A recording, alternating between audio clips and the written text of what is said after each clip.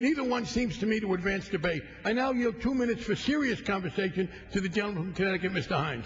The gentleman from Connecticut, Mr. Himes, is recognized for 2 minutes. Mr. Chairman, I rise today in support of H.R. 1664. This is a common-sense measure to protect American taxpayers by making sure that their hard-earned dollars are used carefully and wisely in our efforts to stabilize our financial institutions. Let's be very clear about one thing. No one is happy that the TARP was necessary.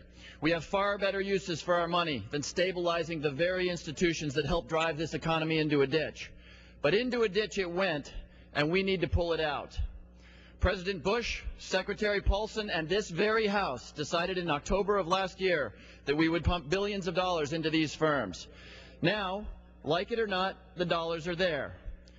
So the only question that matters is, should we look after those dollars?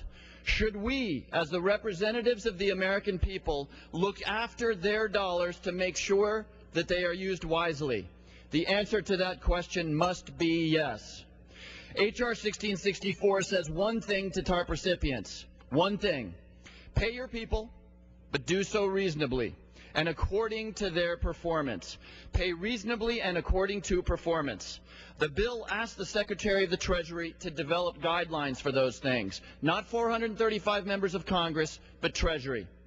I expect that compensation committees of boards of directors around this country will be very interested in those guidelines because they know that it's their job to craft reasonable, performance-based compensation for their companies and their shareholders.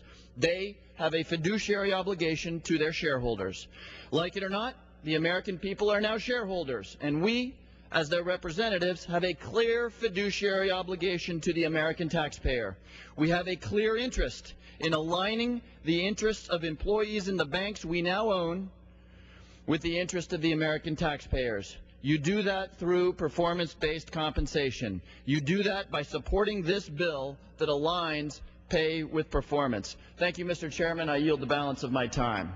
The gentleman from Connecticut yields back the balance of his time. The gentleman from Massachusetts reserves